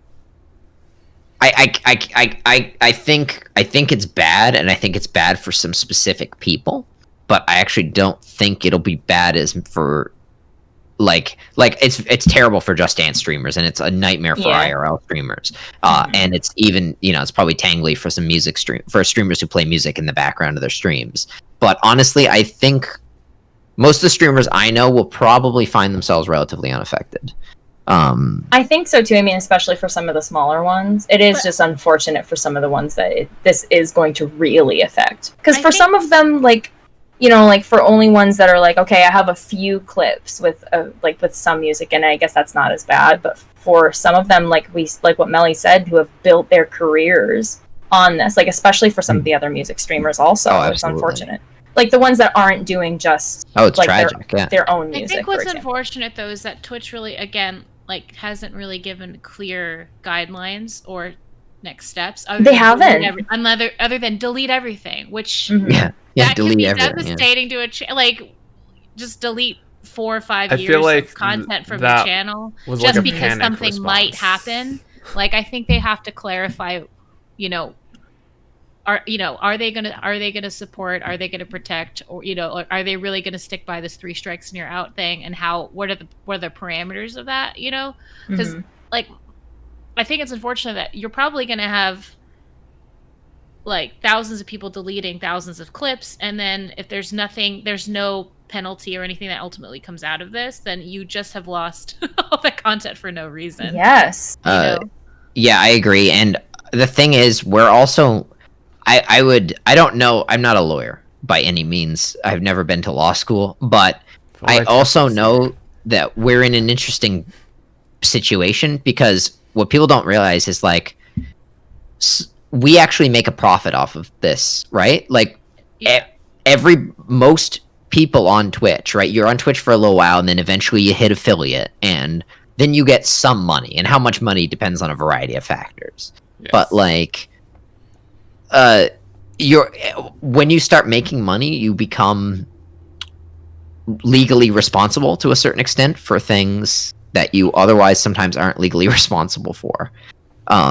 Because no one can say you're not making a profit off of it. You know what I mean? If you're playing someone else's song, you're profiting off of their song, right? Which is sometimes, in some legal circles, I understand, it makes it different from when you're not profiting off of something. Yeah, I think it's... I don't think anybody wants to sue Twitch Amazon to set a precedent, but I'm also fairly certain that your game license allows for personal use. And not just redistribution. Yeah. I think that's and not for yeah. I agree. A lot of things are like that. Like I've read in the back of like a lot of like movies or stuff, and like it's like not for like that's why you can't like pirate like you can't like burn CDs and like give them to people. Yeah. It's for your like your own consumption, for example. Yeah. It'll be interesting. I think that we'll have a lot of updates going forward. Well, you can stream movies on Twitch if you're using the Prime. Watch parties. Yeah. Watch parties. Yeah. But it's it's because Amazon Prime, owns all of Prime, so that's why they have to work that out. I know little Shia got hit with a strike, and she's pretty famous for Just Dance streams. But that's the only one that comes to mind, like off the top of my head. Like I don't know if Shroud's been hit or like, well, I don't even know if Shroud's still on the platform. I don't think he is. Shroud is on Mixer. Which, since this isn't really a Twitch exclusive thing, I have to imagine Mixer's next if the music people know it exists, and because like they're it'll be the same problem over there. It's because it's not a Twitch decision. It's just Twitch is the one having their hand forced. It's unfortunate Twitch isn't being a little more supportive and communicative, but YouTube had similar problems. Like, if you're a YouTuber, try to get a hold of an actual person who works on YouTube and tell me how that goes for you, because that shit is a nightmare. So I think generally these platforms tend to be lackluster in their support, their personal support of their creators. One of the things we're going to be winding down pretty soon. One of the things I wanted to talk about today is the Kingdoms of Amalur remaster that's coming out in August. Me and Morgan have already pre-ordered our collector's editions. I need to do that. Very exciting.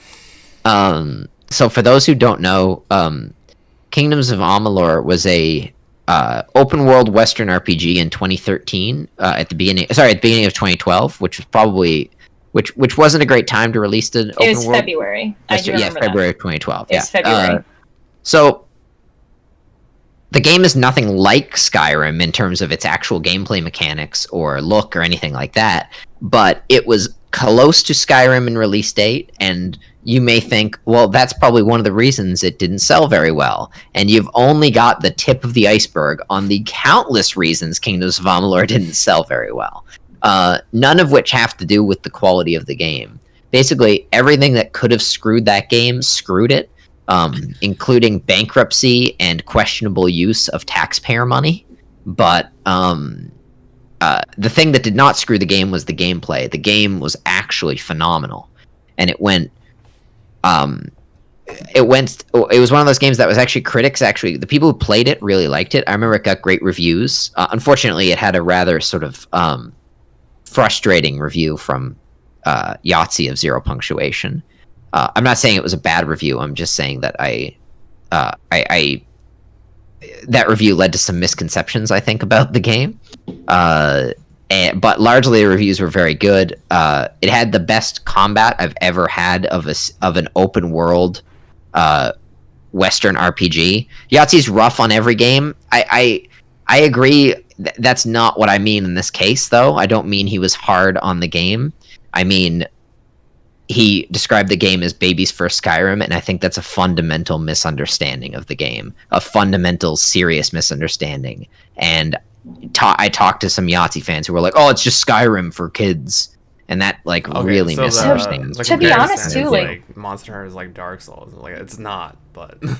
Yeah. See, and that's the thing. I think people are comparing them to the wrong game, to be quite honest. I would actually, I wouldn't say that Kingdoms of Amalur is more similar to Elder Scrolls. I would actually say it's a lot more similar to Fable. I agree 100%. It's even the color palette and the cartoony look of it are both, a lot more similar to each other than even Fable is to Elder Scrolls as well. So that's what I usually tell people is don't think of it as a different Skyrim, think of it more like it's a Fable game, I agree. Yeah. And I love Fable, so that's why I wanted to play it in the first place. Go ahead. No, keep going.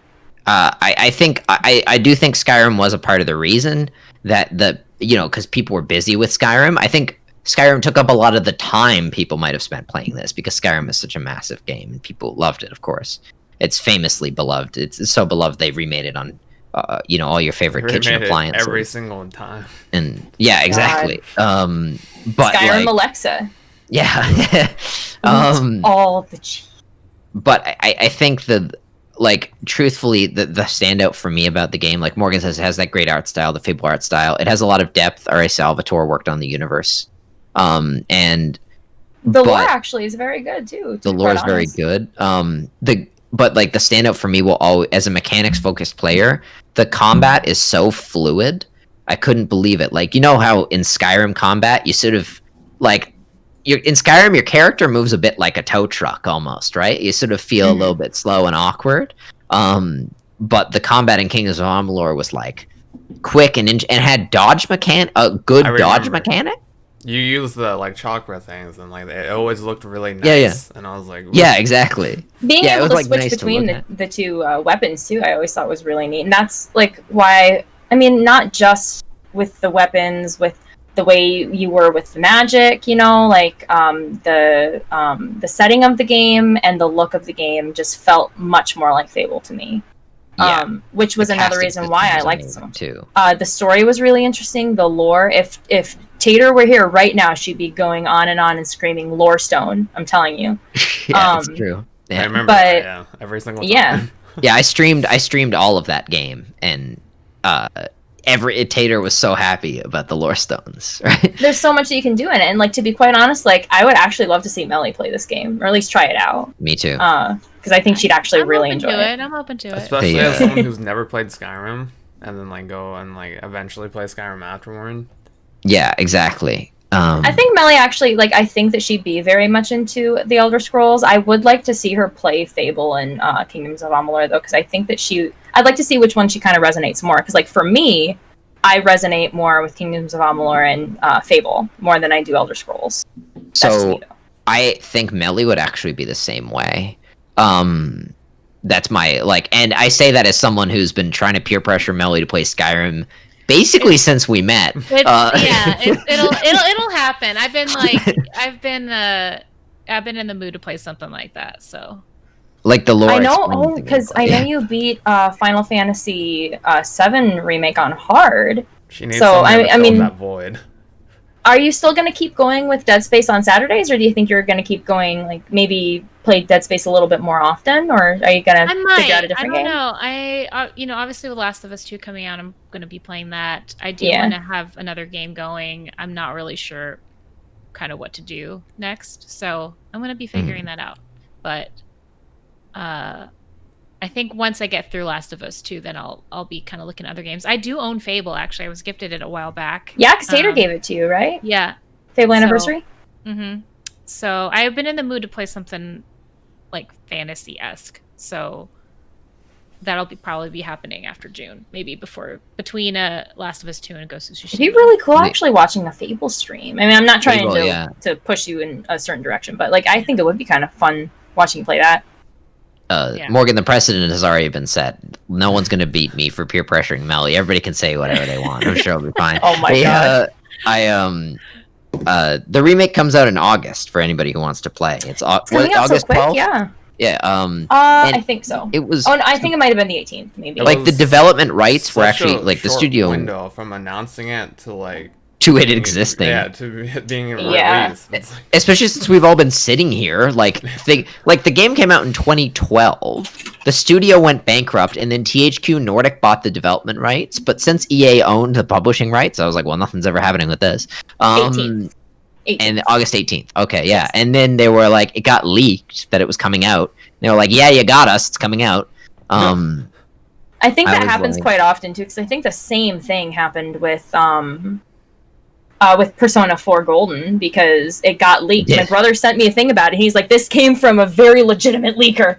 I think this is actually happening." And oh, yeah, on he was Steam. freaking out. I actually might get that just because I actually really You should. enjoyed 5. I think you'd very much enjoy it. To be 4 quite is honest, really cool.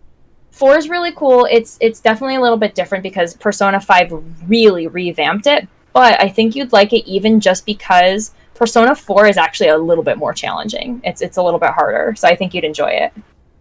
I think if there's anything you'd have trouble with, Gonna it's get Morgan the on art. Morgan. I already played Little Nightmares, so that's that is my horror game. Okay, when Little Nightmares 2 comes out, I will play that. Luigi's Mansion. Luigi's Mansion 3, that's right. Yeah. There's two. I think, Trev, honestly, like, I think you'll have a much easier time responding well to the gameplay than you will with the art, because the art, for people who started with Beat 5, they find the art a little jarring. I know, because it's so different. But Well, I think because let's see, it Yeah. came out. I gotta look it up. I think Wasn't it came out it on 2008 or PSP? 2009. 2008 sounds about right. To It was me. on PS2 actually. Oh.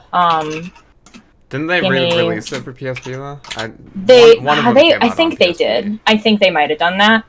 2008, yeah, it came out in 2008. I believe it was 2012 when they released it for Golden, which is what they usually do with games like those, because there's Persona 3 and then Persona 3 FES, which had a lot, like basically like one more dungeon or something, a few more characters. They did the same thing with Persona 4 Golden, where there was another dungeon, more characters, and then it's the same thing with Persona 5. Yeah, with Royal and That's what they always do. They've done it for a long time. But I believe that one was released in 2012. And yeah, like there are some people that just, what Rory said, find the art style, maybe not more so the portraits of the characters, but definitely the sprites. Like, The like sprites are really different. because here. it's definitely a lot different, because it was a game that came out in 2008 on the PS2. So that's something that people are just going to have to come to terms with. It was a game that think of it as a game that came out in 2012. That's all I'd have to say. Not 2012, 2008. That's what I'd have to say. It looks like one, but Because that's the thing, like people can't get upset about. I mean, unless it's a full like a remake. Because I know they called like Spyro a remaster, but it was so much more than a remaster. You know. yeah. Yeah, they it really built it from was. the ground. But even if it's a bit of a remaster, like I hate when people do get upset about games like, I mean, I guess like even going as far as saying Legend of Zelda Wind Waker, because even though that looked great on Wii U, like it was just a remaster, you know, like people can't get angry that it's not, that it isn't like a full remake of a game, that like the graphics aren't updated or whatever. Because when it comes to a remaster, like that's what you have to think about, you know. Don't think about it as a game coming out in 2020. Think of it as a game that was originally from 2008. And I like this. There has not been a single Persona game on PC up till now. So I'm not even There hasn't. like I'm not even just thinking of it as remaster. To me, it's like I feel good just to get a port. Like you could port the PS2 version to Steam, and I'd be happy. Like literally quite happy with. Well, technically, See, I you do have- those emulators, but And Oh like yes, I have, yeah. and like I have my Vita, Yeah. and I feel bad because I have not been playing my Vita hardly ever since I got it last year, because I got into streaming and that was kind of it. But it is unfortunate, you know, that sometimes I have to think, okay, if I want to go play Persona 4 Golden, I got to go get my Vita. You know, I can play it for a little while. Oh no, I got to charge it. So now I got to charge it. You know, and I would like to have all of, like, because you can also get some of the older Persona games, including Persona 3 Portable, which was on... That might have actually been the one that you're thinking of, Trev, because they did Persona 3 Portable on the PSP. Oh, that might yeah. It was different, though. It didn't have, like, the 3D models. It was much different, and you could play as a girl in that one. But... Because the thing is that I would have liked having everything on the Vita, but I have to go get the Vita. The nice thing about the Vita is that if I'm going on a long car trip with somebody and I'm not driving, obviously, like, I can play my game like that.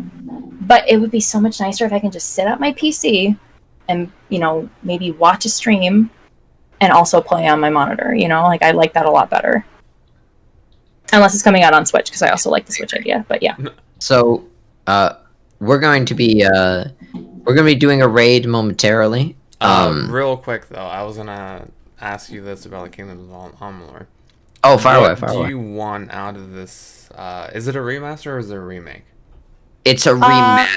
It is a remaster. I know all the DLC is going to be included in it, but they might add some new stuff. I wouldn't be surprised. So, do you want like, updated graphics? Do you want a visual overhaul? Do you want? So this is interesting. A lot of players I know want a camera perspective change because the camera, so the camera, it's not like an isometric game, like like League of Legends or something, but the camera is aimed at the ground, right? It's like, it does have a downward perspective, and a lot of people have said that they would rather it be pulled back, because if there's a big open world and you have the camera aimed at the ground, it messes with your perspective of the size of the world. And if you actually pull the camera back in the game and look at the world, it looks huge and expansive. And some people don't like the limiting factor of the angle. I can see that. I can totally see that. I suppose, what would I say was my biggest thing that I really want from it? Honestly, you know what? The biggest thing I want from it isn't even something with it. My biggest thing is I want a sequel after this. I want this to regenerate the fan base. I want people who didn't... I want this to Resident Evil Kingdoms of Amalur. Right? Like, so many people I know who didn't touch Resident Evil played Resident Evil 2. And then they were like, oh, I love Resident Evil, and they became fans, right? I want that to happen with this. I want people who never knew about it to, like, pick it up and be like, this is super cool. When are they making another one? Well, from what I saw, what Zippy said, he said that it led up, like, the end of the game led up to, like, a potential sequel. And what I'm thinking they're doing here is they're trying to reignite the hype and get people hyped up and test the remaster as, like, a way to have concept models and stuff for the next game. Yeah. So that might be the way they're doing it. They're like, all right, not many people knew about this because of Skyrim. Now that Skyrim's kind of over, we'll introduce this, and then we'll have a sequel shortly after. Because it's conveniently timed right before another console. Yeah. I'm so super excited for it. I do wish that it was coming out earlier. At the same time, like, I would have either said it should have... For me, it should have come out either in June or August would have been fine with me, or earlier. That would have been cool, too. But July also for me, I mean, with the new Paper Mario coming out, and then with Story of Seasons coming out, Story of Seasons is the kind of game that I will just sink a million hours into, like, the first week that I play it. So it's actually kind of nice that it's coming out in August, because I don't know any games for me that are coming out in August that I'm really looking forward to. August is a really underrated release month, I think. So guys, first of all, thank you everyone for joining us here. Now we have a section of the podcast at the very, very end where we let our guest plug whatever they want to plug, just like on Hot Ones. And in this case, our guest is nobody. So I will say, guys, go watch Sugar Melly, will you? Okay, she's an awesome streamer. She just finished Final Fantasy VII Remake on hard, which means me and Morgan can watch her streams again, which is nice. She also plays Dead Space quite a lot and has been doing some Dark Souls 3 co-op recently. which is also terrific. Go watch Morgan too, huh?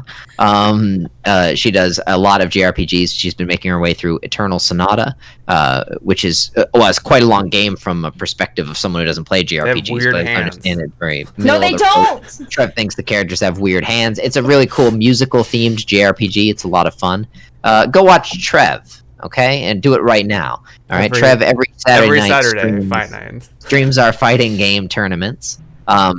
So if you want to watch a bunch of people play the fighting games they didn't learn, like if you want to watch a Tekken player, an Injustice player, a Street Fighter player, and Zippy all try to play Soul Calibur, then that's the place to do it. And a Smash player. You could have said Smash player. Yeah. And then Tony will probably reply, well, it's party game. Yeah. And if you want to watch Twitch's premier stealth streamer, check out the one and the only. And lore. And lore keeper. A lore master. Currently, lore master. Currently playing Outer Worlds. He's been enjoying it. Every once in a while he will stream Tekken. He's also very good at that. And yes, he most of the time will do. With our other friends. Co-op Sundays, yes.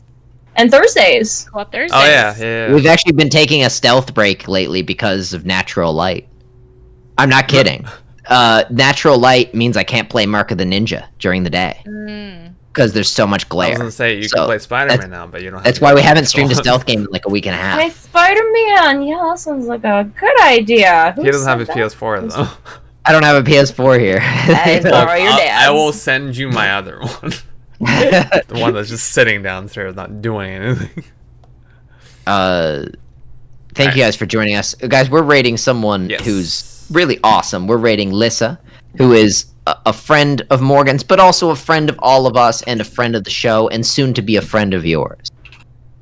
She's playing Overwatch with her. She's cool. She's actually played on this stream before. Yeah, she's played on stream. Like, yeah. Hey. I'm like, cool. She's super cool. That's the raid call. Do a /me and streamers become raiders, will you? And if you have the definitely make sure you do the /me. Include that. Yeah. Drop your healing emote. The healing one, the avatar one, whatever one. Do the healing one specifically for listeners of the Overwatch thing. I feel like that would be fun. And she'll know that symbol very well. She's played healer with me. And thank you guys so much. Yeah, thank you. We will be back next Wednesday. Yes. At a time. Have a great night, everybody. Goodbye, guys. Bye. Take it easy. All right, I hit red.